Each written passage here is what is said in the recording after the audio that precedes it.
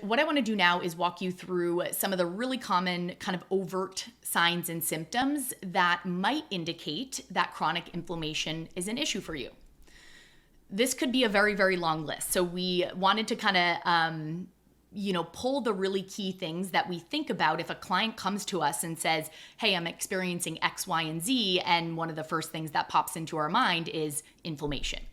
So the first one is skin issues, particularly acne, eczema, and psoriasis. So inflammation is always a big component of these, or at least a component of these, particularly with our eczema and psoriasis, but certainly acne can be inflammatory as well.